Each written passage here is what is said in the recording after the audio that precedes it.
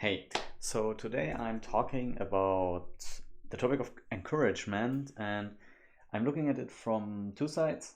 So, one is basically the person who can give encouragement, whether that's a coach, a mentor, a manager, a friend, and the other side, the person receiving encouragement, and that is someone that maybe is a beginner at something, a junior, someone who recently started to work in a certain field, someone, who's new. It could also be someone who's new in a friend group or new in a new city. Um, and then even we have the situation where many people are new at the same time, like uh, when there's a new course starting, a new community is about to develop, and so on. And yeah, basically, the point I'm trying to make in this video is that usually I think, let's start with the example of someone learning a new topic. For example, for a few days now, I started to learn playing the sitar. And there are kind of two things I need to push through. One is, let's say, the content. Uh, I need to research the content side of things in terms of how do you play, etc. What are the things I need to take care about? What are the things that are important? How do I hold the sitar? How do I play? Uh, there's an exercise I'm following. These are like content topics. And that's one thing. The other thing is I need to motivate myself to actually do it. I have emotions that come and go that are not always easy for me to process. I'm confused, I'm overwhelmed, I feel lost and alone and maybe desperate. Uh, so there are my emotions. Um, and I think that encouragement usually helps with the second, which is my emotions. Um, and I think that this topic is usually underappreciated and not taken care of. It's not being mentioned. It's not being talked about as much as I would like it to. So that's why I talk about it. And I think this applies to basically all the situations I already mentioned, the contexts and the topics. Like when you join a football club, you need to learn how the team functions. You need to learn what is the general strategy of the team, but you might feel shy, or you are afraid of speaking up when more experienced members of the team have an opinion, but you have another opinion. Maybe you don't want to share it because you're afraid of maybe they would laugh at you if you share that opinion or something like that, right? So in any situation like that, I think it's so important to, especially for beginners, for people joining the group, to show them encouragement, encourage them to keep going, encourage them to share their perspective. Yeah, and in my life, I've seen kind of both. I had both extremes. I experienced both extremes in this sense. For example, there were so many communities where I was a part of, where people felt kind of compelled and they felt as their duty to encourage me. And only I didn't really realize that. Mm, only today I can really appreciate what they did to me. When I joined a new table tennis club, like the trainers were so encouraging and friendly and open. And of course, this motivated me to come there again and to train regularly to improve my skill. Um, like if we stay in the topic of sports, psychology is such a big aspect of how you perform. Like in the game, it's like 50% about your technique and about your like energy and so on, but 50% is about your mind game, your psychology. Like football is the same. Everyone knows that. Everyone who plays football knows that. Like usually one of the sentences you hear most frequently in a football club when you play from your coaches, it's like football is played in your head. Like you need to follow the strategy. You need to constantly remind yourself of like just keep going, just keep going. And if there is an environment and maybe some mentors, some team colleagues who encourage you, that's so amazing and so invaluable. And I experienced a lot of that. And then, for example, in the professional setting or maybe at university or something, especially if everyone is kind of the same grade, let's say, like me and my student colleagues, there's no dedicated mentor position, right? In a sports context, usually there's a coach, which it's kind of their responsibility to encourage the players. But between student colleagues, of course, it's not no one's responsibility to encourage me. So in such situations, I felt a lack of encouragement, and I only realized it later that having someone to motivate me, or even I can go there and ask some questions, get some help, would have helped me a lot in my studies, for example. Of course, there's some offers, like there's the student association, there are other students you can go to, there's tutors and professors, but coming to the university, it was a big shift for me because I came from high school where I knew everyone and I knew the teachers, I knew the students. It was easy to talk to each other. At university, it was so big and I didn't know a lot of people. So I think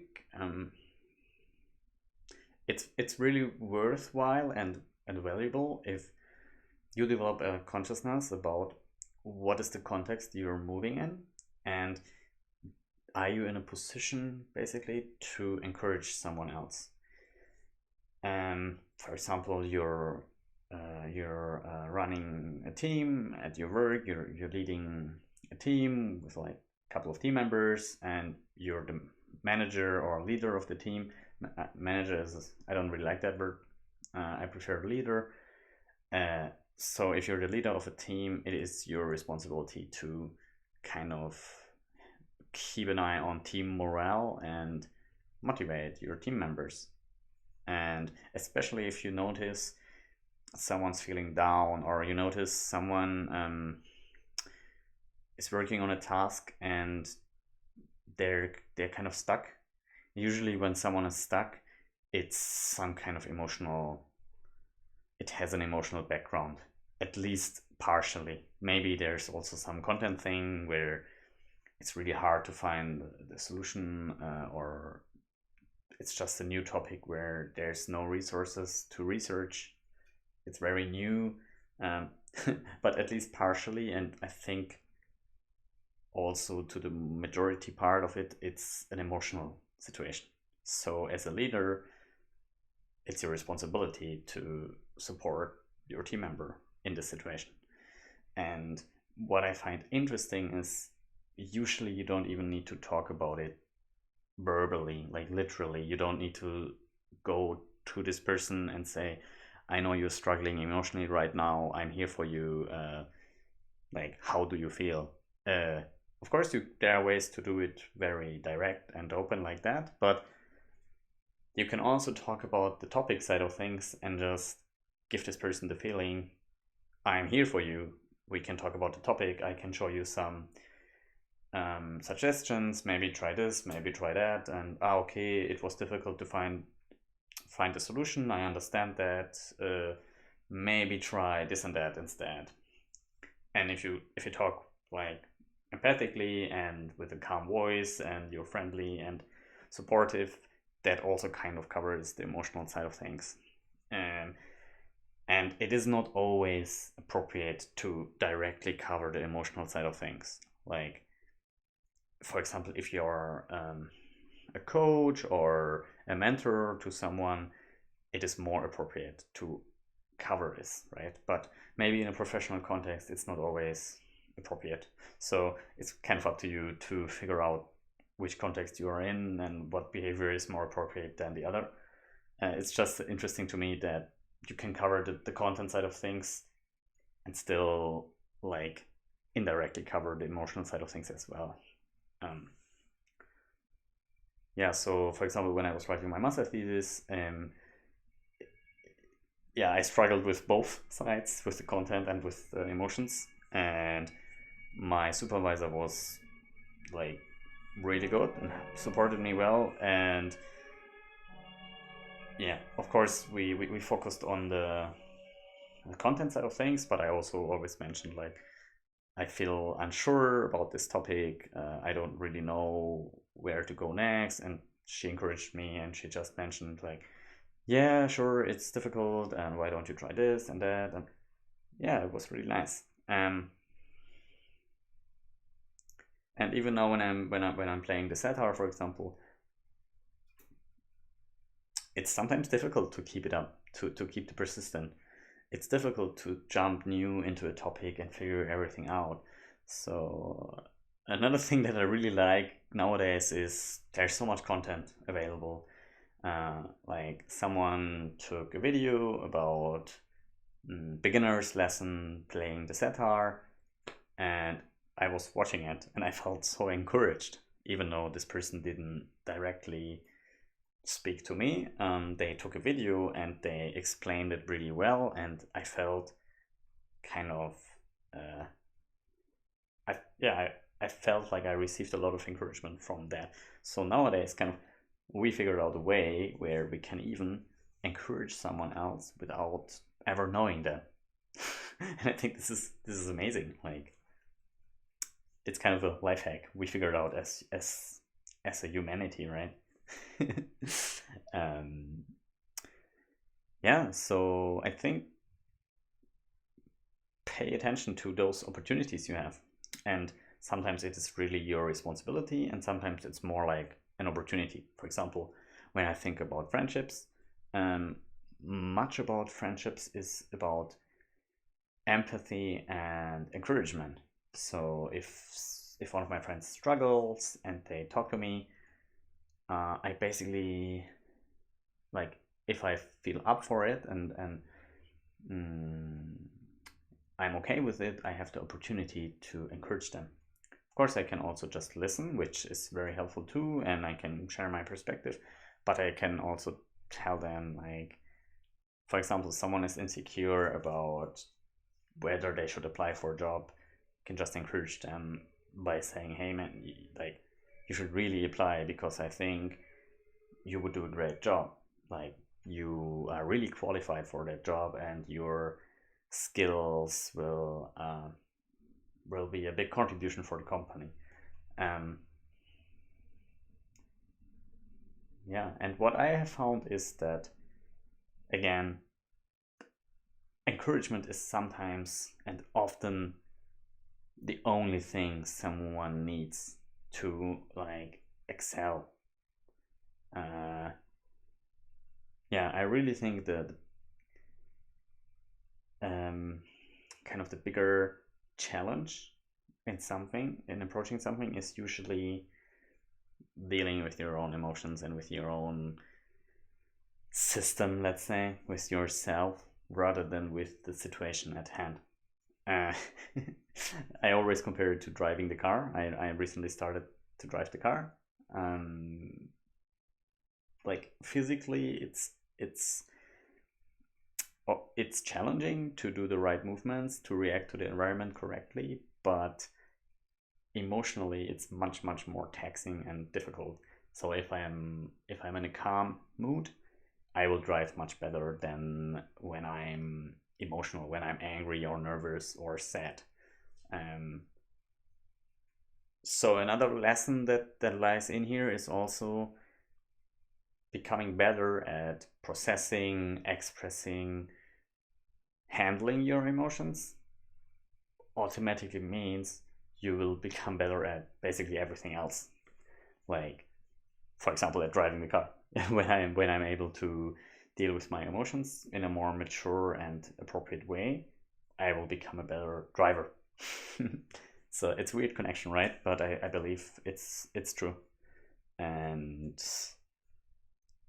I think this is also part of this common saying where if you want to see change in the world, then change yourself. Uh, I think learning and growing in dealing with ourselves, whether that's mentally, emotionally, physically, spiritually, anything, automatically puts you in a better position with whatever you're dealing with. Um, whether that's personally, professionally, in your free time, uh, anything. So my encouragement to you is go out in this world, encourage others, and encourage yourself. And yeah, I hope that you will have a lot of fun with that.